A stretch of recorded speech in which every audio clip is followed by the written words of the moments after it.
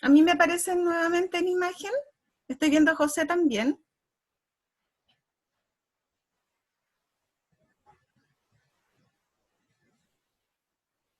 Sí, a Nicole parece que tiene problemas de audio, por alguna razón. Dice que todavía no nos puede oír. Tiene libre su micrófono.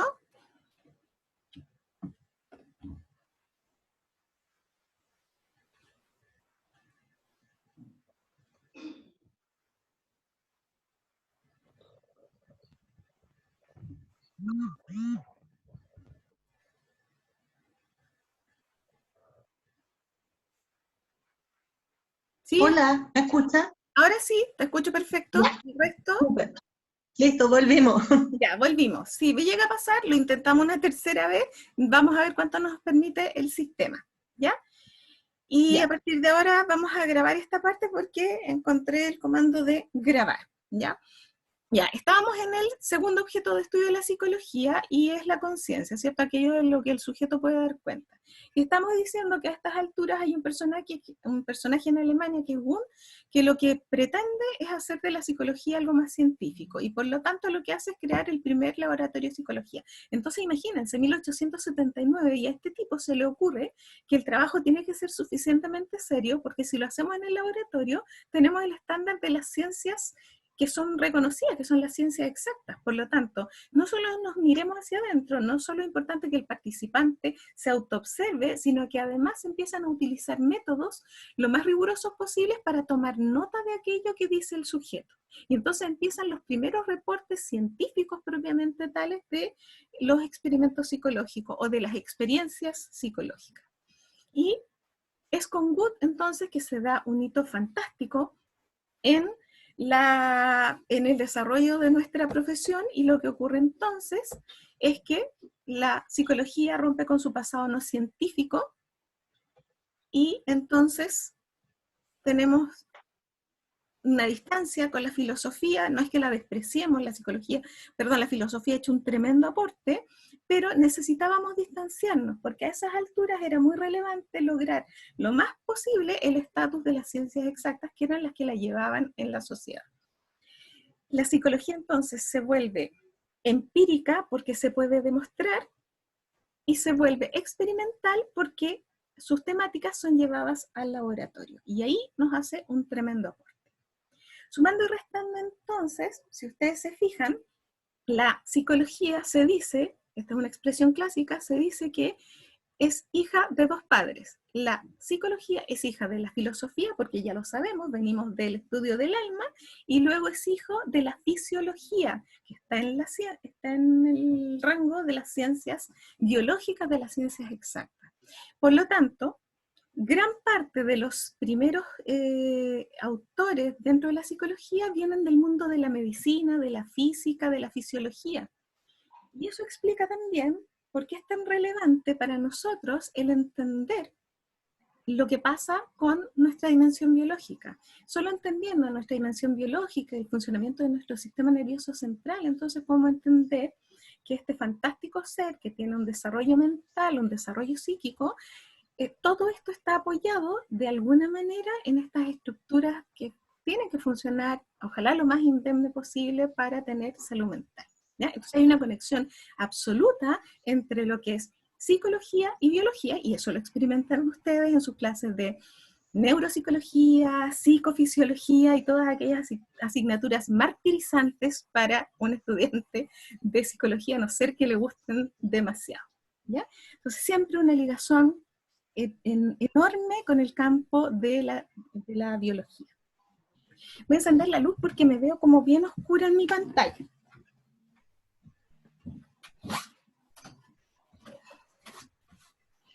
Espero que la luz no moleste. Ustedes me dicen si molesta porque va a haber unas de luz ahí incómodas. Ya. No, no molesta. ¿No? ¿No molesta? Ya. Otro elemento importante a estas alturas es entender que Wundt, que es el padre de la psicología, en este sentido la psicología experimental, pertenece entonces a la época fundacional, los fundadores de la psicología. Y no está solamente Wundt, que es un estructuralista, sino que hay distintas corrientes.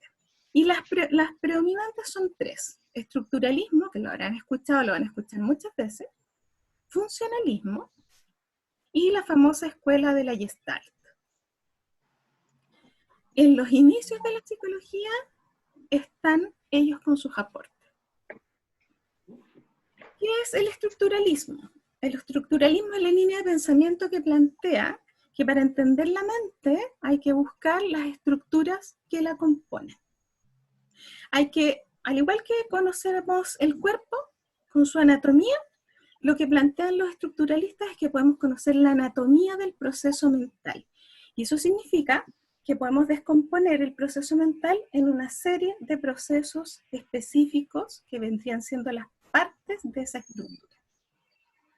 Por lo tanto, trabaja también a nivel descriptivo. Cuando yo pienso pasa esto, cuando yo conozco la realidad sucede esto otro, ¿ya? Y ahí está Wundt y su discípulo Tichtener, que lleva esta metodología a Estados Unidos. Wundt tenía una idea súper loca y quería descomponer la mente en lo que él llamaba átomos del pensamiento. Porque pensaba que así como en la química tenemos elementos como los de la tabla periódica, pensaba que nosotros, si queríamos ser científicos y ser reconocidos por la comunidad científica, teníamos que hacer lo mismo. Por lo tanto, teníamos que trabajar igual que un químico y llegar a los elementos estructurales de lo mismo que hay en la tabla periódica, encontrarlos dentro de la mente de los sujetos. Entonces, causó un poco de estupor lo que él estaba planteando, y Tichtener, cuando lleva las ideas a Estados Unidos, se encuentra con una mala respuesta al estructuralismo, y aparecen autores como por ejemplo James o Dewey, que lo que plantean es que más que describir la estructura del pensamiento o del proceso mental y esta extraña pretensión de separar la mente en partes, la verdad es que sería mucho más interesante entender cómo es que la mente funciona. Por eso se llama funcionalismo, porque busca superar la etapa descriptiva de la mente y busca que la gente entienda cómo funciona la mente, por qué hace lo que hace, cómo es que nosotros pensamos. Y plantea, por supuesto, que la idea de Wundt de encontrar los átomos del pensamiento es una locura, porque en realidad se da cuenta que es todo lo contrario, que no es posible descomponer los elementos de la mente porque están todos unidos todo el tiempo, porque la conciencia es un flujo constante. Y si ustedes lo piensan bien, yo estoy hablando, ustedes están escuchando y está pasando el pensamiento como un flujo, como un río permanente por su conciencia. No hay forma muy fácil de llegar y discriminar esto llega hasta aquí, esto llega hasta acá y esto está separado de esto. Pareciera que tiene mucho más sentido que todas las estructuras mentales funcionen en su conjunto, en forma armónica y en forma continua. Entonces el funcionalismo le quita espacio al estructuralismo y se desarrolla con fuerza en Estados Unidos. ¿Se entiende la diferencia?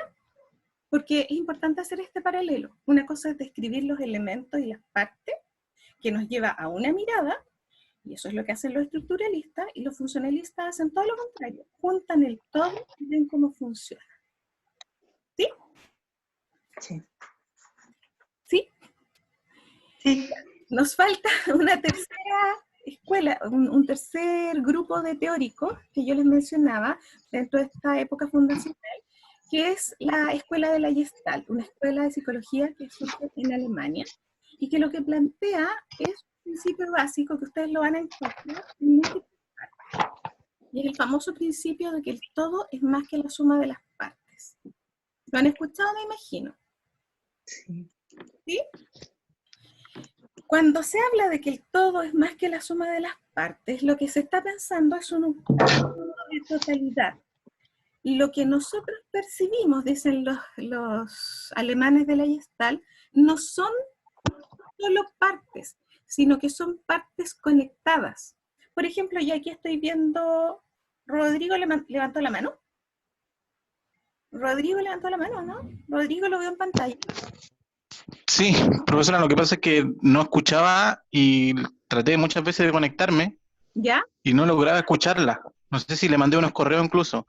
Y ahora recién apretando, logré que la conexión me llegara bien y puedo estoy escuchando recién, en realidad, hace 10 segundos.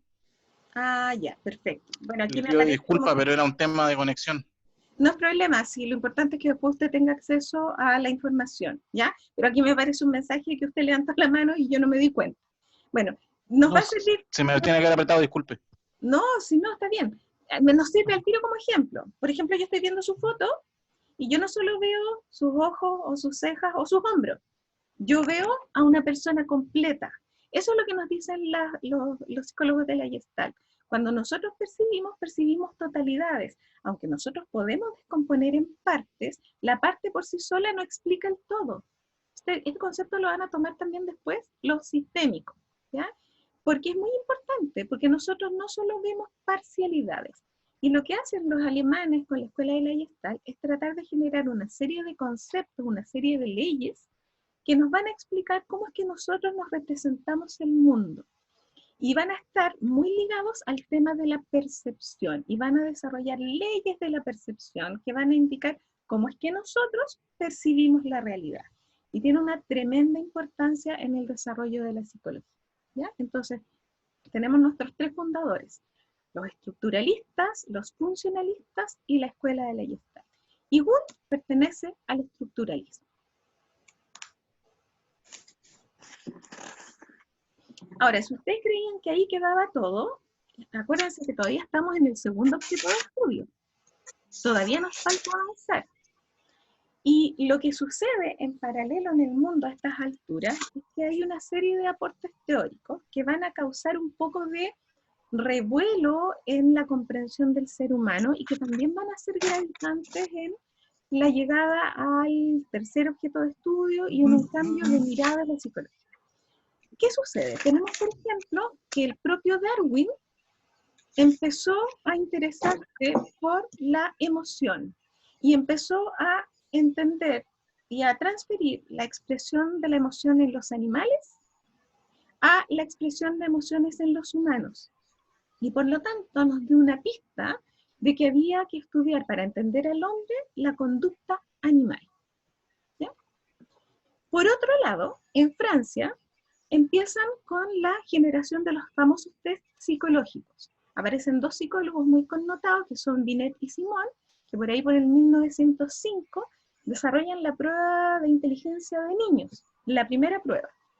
Y lo que ocurre cuando yo mido inteligencia, si yo soy Binet y Simon, si ustedes se fijan, lo que ocurre es que están pensando que hay otros elementos que tienen que ver con el comportamiento inteligente y que no los estaban midiendo. Y por lo tanto hay una serie de procesos que me hacen ser inteligente y que no lo está reportando el simple relato del sujeto. Porque yo puedo decir, sí, yo me considero súper inteligente, pero ¿cuál es la evidencia que puedo aportar para que se deduzca efectivamente que mi comportamiento es inteligente? Yo parece que no tengo acceso a eso solo desde el simple autorreporte. Por otro lado, nos vamos a encontrar con que hay un tremendo desarrollo en la psiquiatría y va a aparecer el famoso médico Charcot, que después se va a relacionar con los estudios freudianos, o digamos al revés, Freud se va a relacionar con los estudios de Charcot. Y Charcot, con su grupo de colegas, se dan cuenta que algo pasa, que la gente se comporta incluso sin darse cuenta de lo que hace. Y en esa misma línea vamos a encontrar a Freud, que se adhiere a estas ideas y se da cuenta que ese comportamiento inconsciente justamente es el más gravitante en nuestro accionar. Por lo tanto, se empiezan a dar cuenta que hay una serie de elementos a considerar, pero para mantener el estatus científico, que es el que nos va a posicionar, nos va a dar reconocimiento en el mundo, en la comunidad científica, hay que ofrecer evidencia. Entonces me hablan de conducta animal, me hablan de que el sujeto se comporta por cosas que le pasan en su inconsciente, me habla de que el sujeto se comporta por cosas que escapan a su conciencia. Y entonces, no sé si ustedes se dan cuenta, pero empieza a aparecer la idea del comportarse. Y empieza a quedar la sensación de que es mejor estudiar la conducta. Y ahí llegamos al tercer objeto de estudio. Dejamos atrás el alma, dejamos atrás la conciencia, porque la conciencia no se ve, solo puedo reportar parte de lo que me ocurre, pero necesitábamos un objeto de estudio que se pudiera medir, que se pudiera observar, porque la ciencia que es reconocida es la ciencia que puede demostrar las verdades. La ciencia reconocida es la ciencia que puede medir. Y para medir, yo necesito tener algo que sea susceptible de medir. Y ahí aparece entonces magistralmente el concepto de conducta, y que perdura hasta nuestros días, que es nuestro tercer y último objeto de estudio hasta la fecha, y es el que nos permite hacer una medición científica de lo que le pasa a un sujeto. La conducta es evidente, lo que la gente hace se ve, lo que la gente hace se puede registrar, se puede medir, y entonces dejamos atrás la especulación, dejamos atrás el simple autorreporte, y ahora tenemos personas externas que pueden dar cuenta de un comportamiento manifiesto de alguien. ¿Se entiende lo que digo? Sí. Entonces era súper relevante llegar a este momento, y de ahí nosotros no hemos salido, porque tomamos a préstamo el método científico de las ciencias biológicas y naturales, de las ciencias exactas, y lo aplicamos al conocimiento psicológico. Por eso somos personas, somos profesionales que hacemos un trabajo científico, porque tratamos de medir la conducta, que es aquello de lo que tenemos evidencia. Y nadie nos podría acusar en ese sentido de especular. Porque basta con que yo lleve a alguien a un laboratorio, o basta con que incluso no en un laboratorio yo lleve un registro de lo que hace el sujeto, y ya tengo prueba de la conducta. Y yo puedo traer otro observador que mire esa conducta, y lo más probable es que el observador va a ver lo mismo, si es que la conducta está muy bien definida.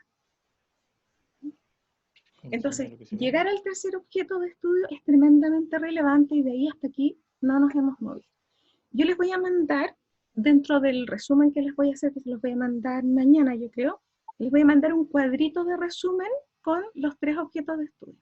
¿Ya? Entre los otros temas va a ir el cuadrito con los 3 objetos de estudio. Habla del alma, de la conciencia, de la conducta, dice el momento histórico en que sucedió, segunda mitad del siglo XIX, primera mitad del siglo XX, segunda mitad del siglo XX, esos son los 3 grandes momentos y las 3 grandes influencias. ¿Ya? Ahora, llegamos a nuestro tercer y último objeto de estudio, que es la conducta. Por lo tanto, estamos en condiciones de definir lo que es la psicología. ¿Quién se atreve a dar una definición de psicología pensando en lo que hemos dicho? Ya no es el alma, ya no es la conciencia, ahora es la conducta.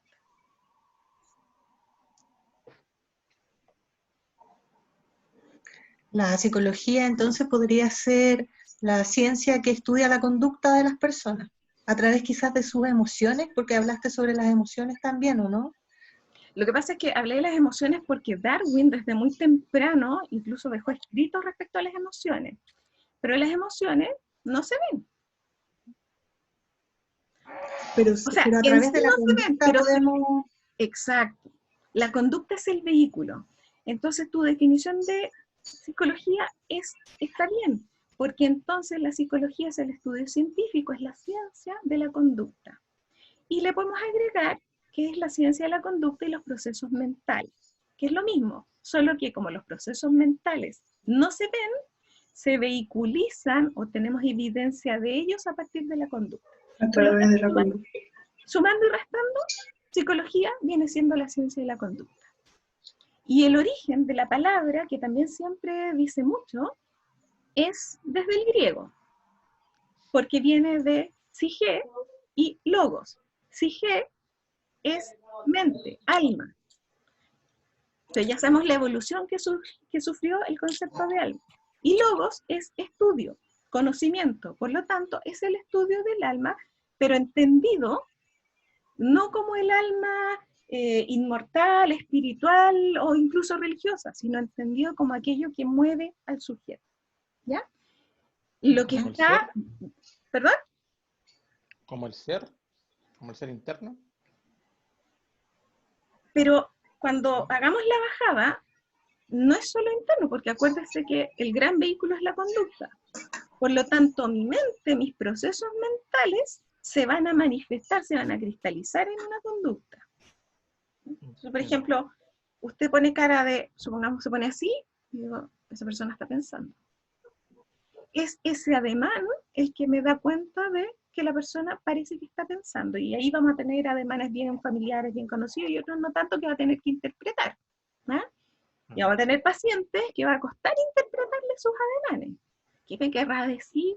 ¿Por qué se comportará así? Entonces, no es solo nuestro ser interno, sino es cómo ese ser interno, pero mental, porque nosotros somos la ciencia que estudia la mente, cómo esa mente se vehiculiza, se cristaliza o se pone en evidencia a partir de la conducta. Entonces, no es un tema religioso, no es alma como concepto religioso Como o espiritual. Claro, no es solo espiritualidad, sino que tiene que ver con cómo nuestra mente nos lleva a determinadas conductas. ¿Ya? La gracia sí es que esto es científico. Y ustedes van a ver que iba a ser redundante y majadera con el tema de la psicología como ciencia, porque nos tiene que quedar grabado, y yo les encargo que asuman que ustedes están haciendo un estudio, van a hacer, cuando sean profesionales ya en ejercicio, su comportamiento tiene que ser científico. Esto no es, yo siempre digo a mis alumnos, los más antiguos van a entender, esto no es revista Vanidades, que me da la receta para cambie su personalidad. Eso es bluff. Nosotros somos científicos estudiando la conducta humana, por lo tanto vamos a tener teorías a la base de lo que decimos. No es un simple cuestionario que alguien inventó en una revista de fin de semana, sino que esto es un estudio riguroso de la conducta y los procesos mentales. Y con ese rigor nosotros lo tenemos que asumir. Podríamos discutir qué tan científica, qué tan exacta es la psicología, completamente. Está lejos de ser una ciencia exacta, no podría. Pero lo que no podemos descuidar es que nuestra labor es sistemática. Y entonces gran parte de los contenidos de este curso tienen que ver con reforzar la idea de que aquí hay ciencia detrás de lo que hacemos. Hay rigor en lo que hacemos. Bueno, nosotros estamos diciendo que la psicología es la ciencia de la conducta. Y hemos dicho que es la ciencia de la conducta y de los procesos mentales. Y eso significa, como estudio científico, como ciencia, que usamos herramientas de manera sistemática. Usamos el método científico. Estudiamos el comportamiento, que es lo observable. Y estudiamos también los procesos mentales, que son los que no se ven, pero que se infieren por la conducta. Por lo tanto, si ustedes se dan cuenta, gran valor haber llegado al tercer objeto de estudio, porque es lo que efectivamente nos permite tener evidencia de lo que es. Ahora, ¿qué vamos a entender por conducta? Dicho muy sencillo, porque encontrarán miles de definiciones, es toda respuesta, operación o reacción de un individuo. Todo lo que una persona hace. Eso es conducta. La gracia está en que para el estudio de la conducta tengamos la capacidad de definir la conducta muy bien. Porque, por ejemplo, portarse bien, ¿está bien definido? No. Portarse bien queda como en los titulares. Portarse bien para una persona puede ser no digas garabato. Para otra persona puede ser quédate quietita en tu asiento. Para otra persona puede decir hazle caso a tu mamá. Por lo tanto, nosotros tenemos que volvernos expertos en delimitar, definir muy bien lo que vamos a entender por conducta. Y en eso nos van a ayudar mucho los teóricos del conductismo, y eso es algo que vamos a aprender dentro de este curso. ¿Ya? ¿Profe? ¿Sí? ¿Y conducta es lo mismo que comportamiento? Exacto, sinónimos, tal cual. ¿Ya? Es exactamente lo mismo. Y también es importante decir que la conducta es siempre dinámica. Muy pocas veces la conducta es estática. Si ustedes se fijan, hacemos múltiples cosas. ¿Ya? Y cuando hablamos de conducta hay que tener en cuenta 3 elementos cruciales. Primero, la conducta es funcional. Toda conducta busca algo. Aunque usted no sea consciente. ¿Funcional? ¿Perdón? Funcional. ¿Funcional? funcional, busca algo, tiene un objetivo, se hace para algo. Por lo tanto, desde ya, aquellos que piensan cuando les preguntan, ¿y por qué hiciste eso? Porque sí. ¿Y por qué no lo hiciste? ¿Por qué no? Falso. Toda conducta responde a un objetivo. Uno nunca hace las cosas porque sí o porque no. Siempre hubo algo que me llevó a hacer esa conducta. Así es que a partir de ahora nadie está autorizado para decir por qué sí o por qué no, porque eso es una falacia. ¿Ya? Es la comodidad que nos hace simplificar. Pero piensa hasta en su conducta más mínima y su conducta es funcional, tiene un objetivo. ¿Ya? Segunda característica, la conducta solo puede ser entendida en función del contexto en el que se da. El contexto es muy gravitante para entender una conducta. No es lo mismo estar en la playa con traje de baño, bailando, que estar en una iglesia en el silencio de la meditación haciendo y en traje de baño. Podríamos pensar que está fuera de contexto. ¿Se entiende? Siempre hay que considerar el contexto en el que ocurre la conducta. ¿Sí? Ya. Y tercer elemento, la conducta siempre busca algún grado de consistencia. ¿Qué significa eso? Que nosotros de alguna manera nos movemos dentro de un cierto repertorio de conductas que nos caracteriza. Y cuando nos desviamos de ese repertorio, nos hace un poco de ruido. Es como que nos sentimos extraños. Y cuando otra persona a la que conocemos y que más o menos tiene un set de conductas que lo caracteriza, hace una cosa muy distinta, también nos hace ruido, porque perdió coherencia, perdió integración, perdió lógica. Por supuesto que con un paciente severamente enfermo, en un cuadro, por ejemplo, psicótico, nos vamos a dar cuenta que totalmente se perdió la integración de la conducta. Es decir, nos va a llamar la atención que el sujeto justamente tiene características demasiado llamativas. ¿Se entiende? De alguna manera, por lo menos en algún momento de nuestro desarrollo, nosotros con nuestras conductas lo que buscamos es mantener una cierta coherencia interna. Y nos damos cuenta cuando estamos haciendo cosas raras. Y nos damos cuenta cuando no somos nosotros mismos. Por eso que nos damos cuenta, en algunos momentos, antes de enfermar gravemente, que nos estamos enfermando. Me estoy sintiendo raro, algo me está pasando, y son las mismas cosas que van a verbalizar los pacientes y los consultantes. ¿Ya? Entonces la conducta cumple esos tres elementos. Es funcional, tiene siempre un objetivo, se analiza en función del contexto, porque una conducta fuera de contexto nos va a implicar otra cosa, y dentro del contexto va a implicar otra cosa también, y finalmente con la conducta lo que se busca es una cierta coherencia. Llegamos ahora a el tema de los objetivos de la psicología. Y recordarán que al inicio de esta sesión hablamos de los tres objetos de la psicología. ¿Se acuerdan? Objeto de estudio. Una de las primeras cosas que yo dije. Objeto, dije yo en su momento, es el tema de estudio, el tema que nos interesa. Y dijimos que había tres objetos de estudio. El alma, la conciencia y finalmente la conducta. Ese es nuestro tema de estudio. Pero ahora tenemos que pensar cuáles son los objetivos de la psicología, hacia dónde apunta, no el tema, sino qué es lo que busca. ¿Ya? Y ahí nos vamos a encontrar que la psicología tiene 4 objetivos, que los vamos a recitar. La psicología lo que busca es describir y explicar para predecir y controlar la conducta.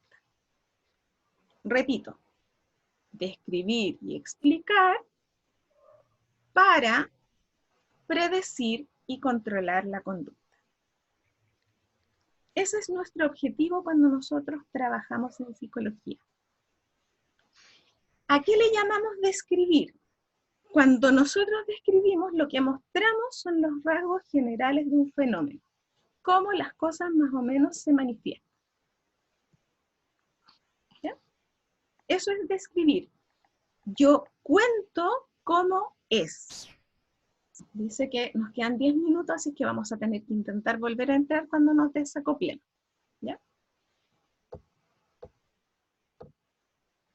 Describir entonces, mostrar cómo es el fenómeno. Explicar. Cuando hablamos de explicar, lo que buscamos son las causas, el origen, la etiología. Por lo tanto, la pregunta es distinta cuando yo describo que cuando yo explico. Yo puedo mostrar un fenómeno, lo estoy describiendo, pero después puedo preguntarme qué es lo que causó ese fenómeno y ahí estoy explicando. ¿Sí? ¿Y para qué describimos y explicamos? Dije yo que lo hacemos para controlar y para predecir. ¿Qué es predecir? Predecir es ver por adelantado lo que probablemente va a ocurrir. Y entonces si yo conozco sobre la conducta humana y sobre las leyes de la conducta humana que vamos a aprender, entonces yo puedo predecir que si pasa tal cosa, probablemente el sujeto va a hacer esto.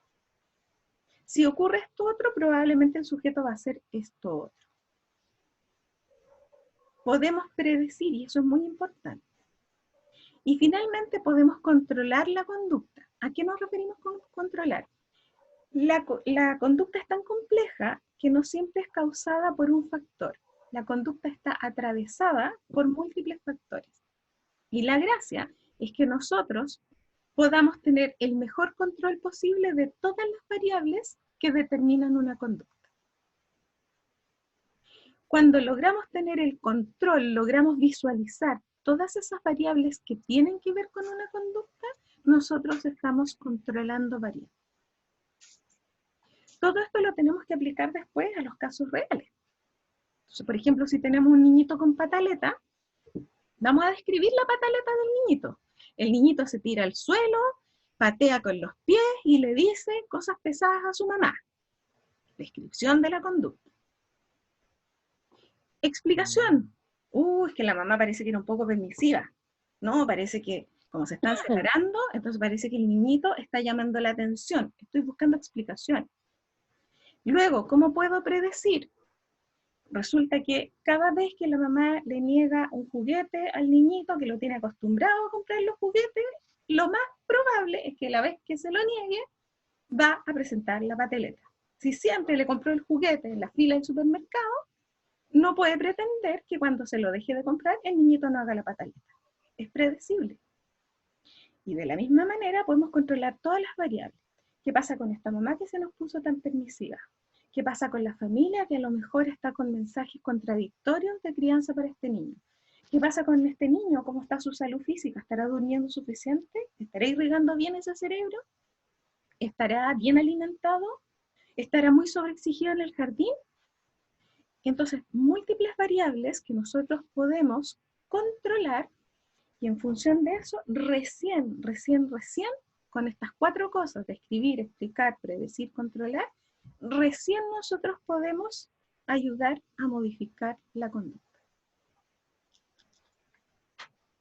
Entonces, si ustedes se fijan, ¿qué es lo que la gente nos va a pedir? Ayúdeme a cambiar esto. Ayúdeme para que mi hijo deje de hacer esto otro. Nos van a pedir cambiar la conducta. Pero para llegar a cambiar esa conducta tengo que hacer todo este paseo largo. Describirla, explicarla, predecirla, controlarla. Y cuando yo tengo claro todo lo que está detrás de esa conducta, recién tengo elementos para indicar cómo se puede modificar. ¿Somos o no somos científicos sistemáticos de la conducta? ¿Sí? ¿O basta con la revista de papel del día domingo? Cambia su personalidad. A mí me cargan. No, nosotros somos mucho más que eso. Hacemos una cosa totalmente distinta. Y le tenemos que rendir mucho honor a eso. A mí me carga que se banalice el trabajo del psicólogo. Porque cualquier persona en la calle se siente con la libertad de darnos clases de psicología. No. Yo a un médico no le digo lo que tiene que hacer. Nosotros los psicólogos, y sin ser chauvinistas, sin ser engreída, pero nosotros somos los expertos en conducta. Nosotros somos los expertos en las bases de la conducta y cómo modificarla. Entonces tenemos que defender con suficiente celo, pero sin sobreabundancia, tenemos que defender nuestra profesión y no permitir que se banalice, que se den diagnósticos a la rápida, que se den indicaciones a la rápida, miras esto nomás. No, esto es un trabajo de joyería, científico, con mucho fundamento teórico. ¿Sí? Por eso que la última parte de esta sesión, de la que nos quedan 5 minutos, es justamente el énfasis en el carácter científico de la psicología. Pero antes de entrar a eso, porque probablemente vamos a tener que hacer el cambio ahora, me gustaría saber, primero, si se está escuchando bien. Sí, se escucha. Segundo, si Sí, me ahora estoy lo dando a entender. Sí. ¿Sí? Sí. Tercero, si se logra tener un hilo conductor de las ideas. Estamos entendiendo el origen de nuestro pensamiento como psicólogos, estamos entendiendo de dónde venimos como psicólogos, estamos entendiendo nuestra forma de pensar como psicólogos. Sí. Y yo, ¿sí?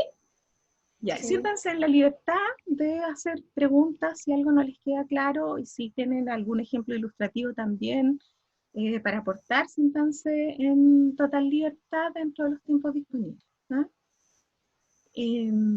Antes de que se vaya estos 3 minutos que nos quedan, y voy a volver a intentar una nueva conexión, si es que el sistema me aguanta una tercera, es que estamos pagados. Si no, tendríamos que quedar hasta ahí. Si no logro conexión, significa que quedamos hasta aquí y retomamos la próxima sesión y que ustedes se van con la tarea de reforzar estos contenidos con el resumen y con los textos que yo les subí al aula. Y por otro lado, con la tarea específica de tomar los 2 textos sobre campos de la psicología y leerlos. Porque ¿Eso dónde lo encuentro, profesora? en el aula virtual. Y si no los tiene, Ya. si no tiene acceso al aula virtual, yo se los voy a enviar a nuestra delegada interna que se ofreció hoy día, que es Nicole Bozo. Y a través de ella usted, si es que no tiene acceso al aula virtual, podría acceder a ese material también. Pero eso Y significa que eso tiene que darle su hay que... correo bien anotado a ella. ¿Ya? Ujú. Yo creo que se debería armar un grupo o de correo, algo así, un correo del curso, donde Ujú. ustedes tengan acceso y se puedan comunicar entre ustedes, sobre todo en este tiempo en que vamos a estar a distancia. ¿No? Yo creo, Lili, ¿Sí? ¿Sí? y si les doy mi correo y todos me mandan un correo para yo tener los correos de ellos, Exacto, esa es la idea, hacerlo lo más fácil posible y, si como quieren, anotan, Ya, claro, por favor. ¿sí? ujú, Ya. Por mientras yo después voy a crear un correo que sea un correo que no sea el mío personal, pero por mientras perfecto, para tener todos los correos de todos. ya, Ya. perfecto. Mi correo es Nicole, ¿Y si lo escribes por el chat mejor? Es que nos vamos a ocupar todo. Ah, ya, sí, verdad, nada que decir. es que yo no veo donde haya chat aquí. Abajito dice Abajo en la chatear. barra, No, pero igual para anotarlo no creo que sea tan difícil, Nicole. sí, está fácil. Nicole Bozo con B larga o ZZO O, Z, O. punto terapeuta